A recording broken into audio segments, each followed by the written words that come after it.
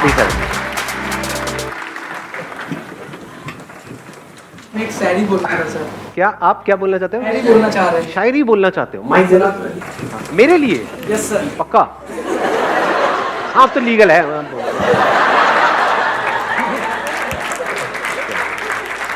Sir ये मेरे लिए बहुत स्पेशल दिन है कि मैं आपके सामने खड़ा हूँ, लेकिन मैं आपके लिए शायरी डेडिकेट करता हूँ।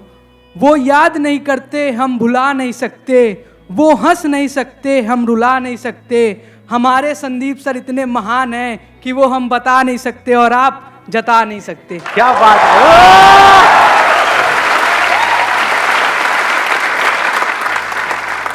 अब हम आगे बढ़े? ठीक है, अब हमारे पास में दो ऑप्शंस है। एक है हम Q&A सेशन करें, इसमें आप लोग अलग अलग क्वेश्चंस पूछेंगे, अलग अलग मैं जवाब दूंगा। दूसरा ऑप्शन ये है कि एक टॉपिक मैं आपको बताऊं जो आपकी एज ग्रुप के लिए बहुत रेलेवेंट है, उसी टॉपिक पे हम स्टिक रहें। तो कितने हैं Q&A वाले? वोटिंग कर लेते हैं। कितने हैं Q&A वाले जो चाहते हैं Q&A सेशन हो? 2 3 4 5 6। ठीक है। और कितने चाहते हैं कि एक टॉपिक हो उसी पे हम स्टिक रहें? ठीक है, तो उन 6 लोगों को मारो पीटो, उनको जो मर्जी, मेजॉरिटी विंस। सबसे इंपॉर्टेंट क्या है अभी आप लोगों की लाइफ में इस एज ग्रुप में? करियर। और करियर में सक्सेसफुल होने के लिए क्या ऐसा है जिसको अच्छे से यूटिलाइज करना जरूरी है, जिसको अगर आप वेस्ट करते हो तो पूरी लाइफ है? टाइम। सही लग रहा है टॉपिक? कि हम अपने टाइम को अच्छे से यूज कैसे करें, टाइम को वेस्ट ना करें, क्योंकि अगर ये टाइम निकल गया तो गया। टाइम इंपॉर्टेंट है, ये हम सबको पता है, फिर भी हम अपने टाइम को वेस्ट करते रहते हैं जाने अनजाने। ऐसा क्यों होता है? सबसे मेन रीज़न तो मुझे लगता है कि आजकल टेक्नोलॉजी जिसको ढंग से यूज़ नहीं करते हम, फॉर एग्जांपल इंस्टाग्राम और फिर यूट्यूब मतलब मेरी तरफ इशारा क्यों कर रहे हो? मतलब सिर्फ मैं ही टाइम खराब कर रहा हूँ आपका वहाँ पे? वो तो खराब नहीं होता ना, वहाँ यूटिलाइज हो रहा है। So what you are saying is कि एक जो सबसे बड़ा रीजन आ रहा है निकल करके, दैट इज टेक्नोलॉजी। यानी अगर टेक्नोलॉजी को भी और स्पेसिफिक किया जाए, सोशल मीडिया। ऐसा नहीं है कि हम मतलब टेक्नोलॉजी इन द सेंस कि मोबाइल पे अगर हम चाहें तो बहुत कुछ अच्छी चीजें भी पढ़ सकते हैं अपने करियर से रिलेटेड या और चीजों से, वो हम नहीं करते हैं। वो नहीं करते हैं, वेले काम करते हैं जिसका हमारे करियर से, हमारे ड्रीम से, गोल से कोई कनेक्शन नहीं है दूर दूर तक। And second is personal distractions, as we all know. सभी को पता है। वो मैं समझा नहीं क्या? Love life. हाँ, लव लाइफ समझ गया था मैं, वैसे ही देख रहा था कि आप क्या बोलोगे, कैसे एक्सप्रेस करोगे। Let's give a big hand for her. Thank you sir. नहीं। तो अब इसका क्या सोल्यूशन है इस प्रॉब्लम का, जो इन्होंने एक प्रॉब्लम बताई, सोशल मीडिया। तो सोशल मीडिया से हम कैसे बचें? Because it is addictive. कुछ स्टडीज हुई हैं जहां से निकल करके आ रहा है, it is as addictive as alcohol and tobacco. और ये कोई इल्यूजन नहीं है, ये कोई मेरी थ्योरी नहीं है, ये फैक्ट है। कितने लोग हैं सोशल मीडिया पे? और सिर्फ यहां पर नहीं, कितने लोग हैं, मतलब हजारों हैं, लाखों हैं, करोड़ों हैं, ये ऑलमोस्ट पूरी की पूरी दुनिया है, ऑलमोस्ट सब है। और कितने कितने घंटे वहां पर स्पेंड कर रहे हैं? मिनिमम 2 से 3 घंटे मिनिमम। अगर एवरेज भी बोलूं तो 3 घंटे। इस 3 घंटे की रिटर्न क्या है? जीरो है, माइनस में है। इस सच को देख पा रहे हो? क्यों मैं ये कह रहा हूं माइनस में है? जीरो होती तब भी कोई दिक्कत नहीं थी, मतलब जीरो का मतलब हो गया न्यूट्रल, ना कुछ आया ना गया। यहां पे आया कुछ भी नहीं, जा रहा है बहुत तेजी से। सिर्फ टाइम नहीं जा रहा है, और क्या जा रहा है साथ में? एनर्जी जा रही है। देख पा रहे हो? इसको यूज करने के बाद में 4-5 घंटे बाद क्या होता है? बहुत एनर्जी आ जाती है अंदर से, या थक जाते हो? आंखें थक जाती है या आंखों में एकदम एनर्जाइज हो जाती है? थक जाती है, बॉडी थक जाती है, हाथ यहां पे थक जाते हैं, नेक थक जाती है, बैक थक जाती है, दर्द होने लग जाता है, बॉडी स्टिफ हो जाती है। तो माइनस में है इसकी रिटर्न। पढ़ाई से हट रहे हो, जो भी करना चाहते हो वहां से हट रहे हो। ब्रेन आपकी क्या होती है ये सब देख करके, ये सब करके शार्प होती चली जाती है? माइंड शार्प हो जाता है या डल हो जाता है? बैठे रहो, मतलब दिमाग लगाने की जरूरत नहीं, देखते रहो, एक के बाद एक, एक के बाद एक, एक के बाद एक, कहीं का कहीं, कुछ का कुछ। तो इसका जो सोल्यूशन है, अगर ध्यान से आप समझ पाओगे, उसका सबसे पहला स्टेप है इस बात को समझना जो बात मैं कह रहा हूं। और सिर्फ अभी नहीं समझना कि अभी ये वीडियो देख रहे हो तो समझ रहे हो, यहां पे बैठे हो तो समझ रहे हो। खुद अपने आप से ये क्वेश्चन पूछना बार बार कि मैं कर क्या रहा हूं, और इसका मेरा जो भी ड्रीम है, जहां पे भी मैं अपनी लाइफ को देखता हूं 5 साल बाद, उससे क्या कनेक्शन है? अगर मेरे सारे सेशंस का आप एसेंस निकालोगे, वो है क्वेश्चनिंग, नॉट मोटिवेशन। बहुत सारे लोग मेरी वीडियोस को मोटिवेशन के लिए देखते हैं, बेवकूफ है वो लोग। फिर मेरी वीडियोस में या आप इंस्टाग्राम पे टाइम पास कर रहे हो, कोई फर्क नहीं है। मेरी वीडियोस भी मजे के लिए देख रहे हो या थोड़े चार्ज अप होने के लिए देख रहे हो, वहां भी मजे के लिए देख रहे हो, फर्क क्या रहा? मजा भी टेम्पररी, मोटिवेशन भी टेम्पररी। तो कब फायदा है मेरी वीडियोस देखने का? जब आप देखो and you go in a contemplative state.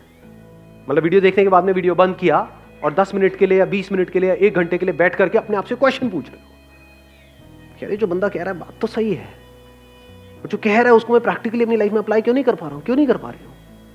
सब जानते हुए भी मैं क्यों फंस रहा हूं? अगर इस तरह के आप क्वेश्चंस पूछने लग जाओगे तो जवाब मिलेंगे ना। अगर मैंने अपने आप से क्वेश्चन पूछे जिसके बेस पे मैंने आपको जवाब दिया और उसको आपने रट लिया, तो आप में और एक तोते में कोई फर्क नहीं है। पता आपको सब कुछ होगा, कर कुछ भी नहीं पा रहे हो। ये प्रॉब्लम आती है आप लोगों के साथ प्रैक्टिकली? नहीं आती है। बहुत लोग मेरे से क्वेश्चन पूछते हैं कि सर आपकी बातें सारी समझ तो आ जाती हैं लेकिन प्रैक्टिकली लाइफ में हम अप्लाई नहीं कर पाते। ऐसा क्यों है? क्योंकि वो मेरी बातें हैं, आपकी बातें नहीं है ना। आपकी बातें कैसे बनेंगी? उसका पहला स्टेप क्या है? क्वेश्चन पूछना। किससे क्वेश्चन पूछना? अपने आप से। दिन में कितने घंटे या कितने मिनट आप अपने आप से बैठ करके क्वेश्चनिंग करते हो? सच बोलो। जीरो।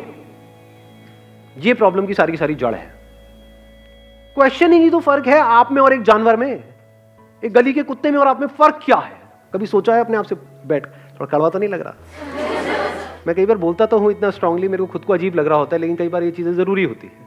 सो अगर हम मिल करके क्वेश्चनिंग करें और सिर्फ यहां पर ना करें, इसके बाद भी करें, इसके बाद भी आप ये क्वेश्चनिंग करो, तब आपकी लाइफ का कंट्रोल आपके हाथ में आने लग जाएगा। ये बातें जो अभी हम कर रहे हैं ये थोड़ी देर तक याद रहेगी, उसके बाद में सब भूल भाल जाओगे। ये प्रैक्टिकल बात है। जैसे ही वापस से अपनी उस हैबिट में जाओगे, जो हैबिट आपको पड़ी हुई है पिछले कुछ सालों से, तो सारी बातें भूल जाओगे, उसकी तरफ खींचे चले जाओगे और फिर वो आपको ओवर पावर कर लेगा, आपकी ब्रेन को, और आपकी ब्रेन आपकी बॉडी को कंट्रोल करेगी। आप चाह करके भी अपने आप को रोक नहीं पाओगे। ये होने वाला है। ये सेशन खत्म होते ही यही होगा। देख लेना अभी वापसी में आप लोग, बहुत सारे लोग तो साथ में जा रहे होंगे, मेट्रो में बैठे होंगे, लगे होंगे सब कुछ वही हो रहा होगा जो हो रहा था। जो आप कर रहे थे यहां पर आते वक्त, वही जाते वक्त हो रहा होगा। Real problem procrastination. क्या रियल प्रॉब्लम प्रोक्रेस्टिनेशन है, या रियल प्रॉब्लम ये है कि एक सेंस ऑफ अर्जेंसी हमारे अंदर नहीं है?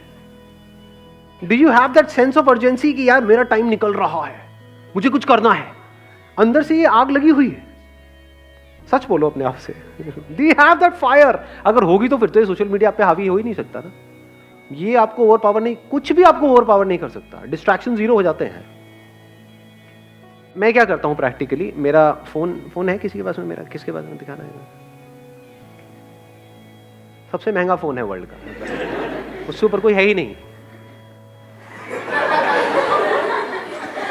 ये मेरा प्यारा सा फोन है। अरे उल्टा था। Largest screen, best touch, 1000 pixel camera. कुछ है ही नहीं, क्या करोगे?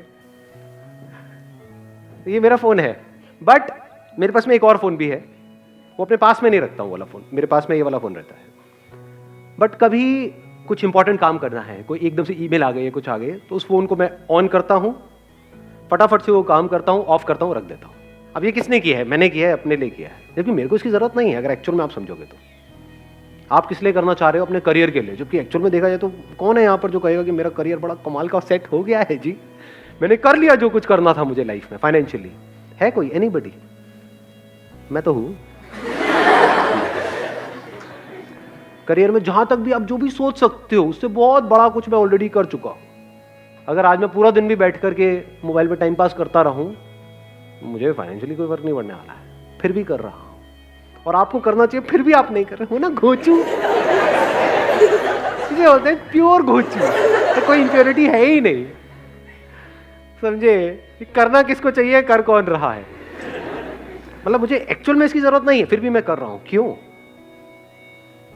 सोचो, थोड़ा सा दिमाग लगाओ। Importance of time. Importance of time. Time किसके लिए इंपॉर्टेंट है? आपको पता है कि हाँ, एक मिनट, इन्होंने बड़ी अच्छी बात बोली। इंपॉर्टेंस ऑफ टाइम मेरे को क्लियर है, और जो अपना टाइम खराब कर रहे हैं उनको क्लियर नहीं है। ऐसे लोगों को जानते हो जो सुबह से रात तक बस बैठे रहते हैं, टाइम पास करते रहते हैं। क्यों क्यों करते हैं? थियोरेटिकली तो उनको पता है टाइम इंपॉर्टेंट है, बट उनके सारे एक्शंस कह रहे हैं कि उनके लिए टाइम इंपॉर्टेंट नहीं है। क्यों? क्योंकि उनको कुछ करना ही नहीं है जिंदगी में। हाँ, बोलते हैं कि मेरे को ये करना है, एक्चुअल में कुछ नहीं करना। लाइफ में एक ऐसा पर्पस चाहिए जो इतना बड़ा हो कि आपको 1 मिनट के लिए भी चैन से बैठने ना दे। तो अब आप यहां से जवाब देख सकते हो कि मेरे लिए टाइम इंपॉर्टेंट क्यों है। बिकॉज मेरी लाइफ का एम क्या है, गोल क्या है? कोई गोल नहीं है। देयर इज एब्सोल्युटली नो गोल। जितने गोल्स थे वो मैंने अचीव कर लिए हैं।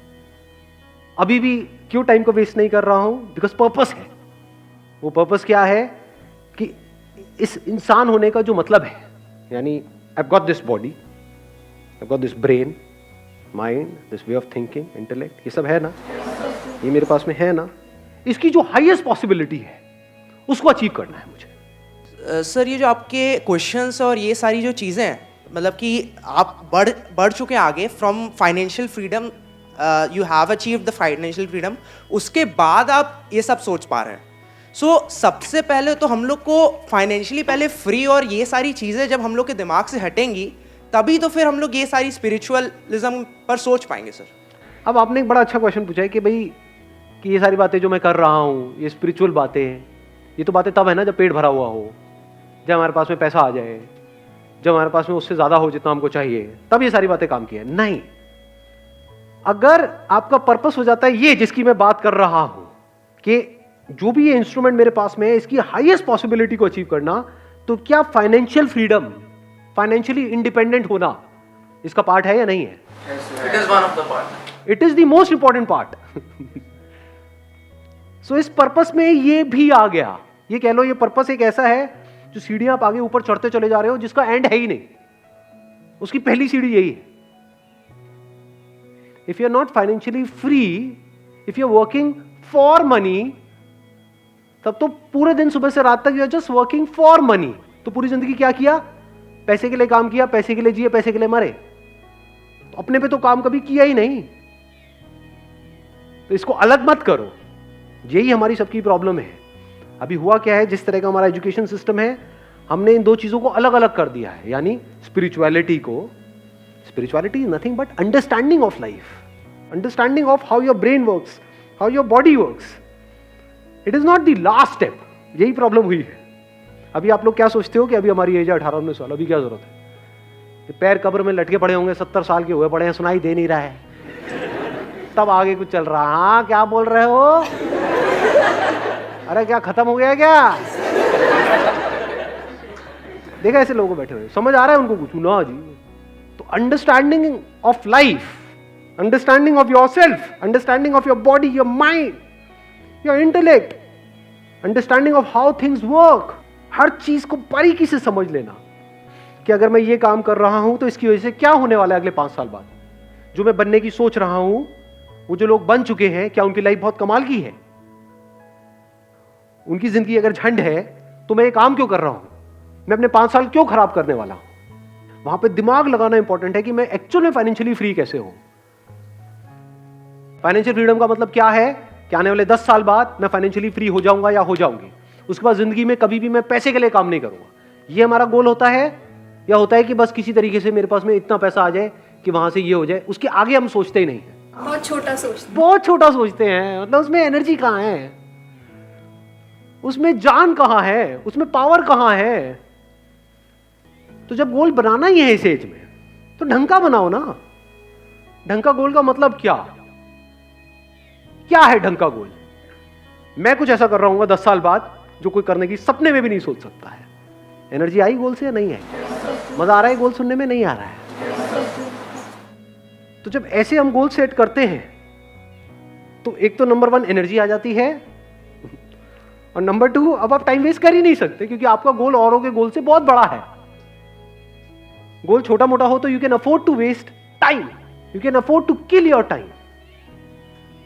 अगर गोल बड़ा हो तो नॉट पॉसिबल जी, टाइम ही नहीं है। अब तो दिन में 1-1 मिनट इंपॉर्टेंट है। सर जो जॉब कर रहा है वो फाइनेंशियली फ्री कैसे होगा? क्यों नहीं हो सकता? अब ये भी एक बहुत बड़ा मिथ है कि जो जॉब कर रहे हैं वो फाइनेंशियली फ्री कैसे होगा। सुंदर पिचाई का नाम सुना है आपने? कितना कमाते हैं वो? 350 करोड़। 350 करोड़ पर मंथ या पर ईयर? जो भी है, कम नहीं है। 350 करोड़ कम होता है क्या? बहुत ज्यादा होता है। तो जॉब और बिजनेस बीच में कहां से आ गया? फाइनेंशियल फ्रीडम का मतलब अच्छे से समझ लो, मतलब आपको पैसे के बारे में ना सोचना पड़े। आप ये चीज़ें उनको बताओगे कि मेरा गोल ये है कि मैं बस पैसे वैसे नहीं कमाना चाहता, एक टाइम पे फ्री होना चाहता हूँ। मतलब हम उनको बोले कि हमारे लिए पैसा इतना मैटर नहीं करता। क्यों नहीं करता? पैसा तो मैटर करता है। अरे यार ऐसे मत करो ना आप लोग, मतलब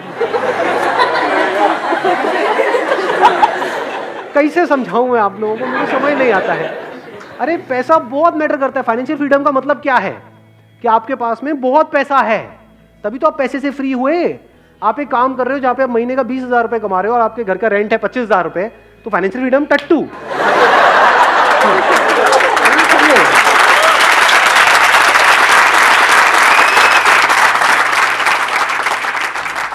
कुछ भी करने से पहले आपको पैसे की टेंशन ना हो।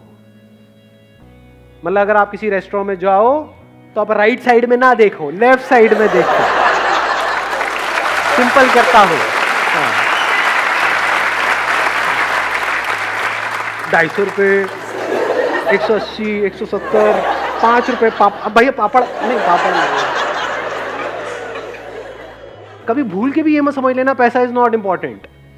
अगर पैसा नहीं है आपके पास में तो ये सारी बातें जो मैं कर रहा हूं वो सब बेकार है। मैं क्या कह रहा हूं, गोल सेट करना ही है तो ढंग का गोल सेट करो ना।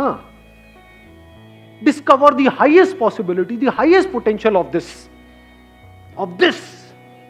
मैंने दिस तो कर दिया, मेरा मत डिस्कवर करने लगा। बैठ करके मेरे को देख रहे हो, मेरे सर ने कहा था दिस।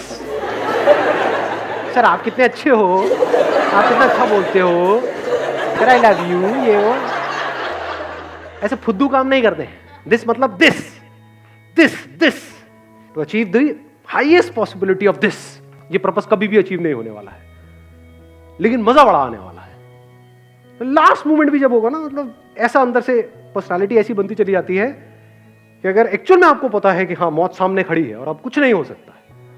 एक बिल्डिंग में हो और पता है भूचाल आ रहा है, अब जब तक बाहर जाएंगे तब तक तो कांड ही हो जाएगा। बैठ करके देख रहे हो सब कुछ हिल रहा है, मरने वाले हैं, मरो, उसको भी देख रहे हो। So that is part of this purpose. Not just life, even death is the part of this purpose to discover the highest possibility of it. ज्यादा हो गया थोड़ा सा, कभी कभी होना चाहिए। Wish you all the very best. Thank you so much for coming.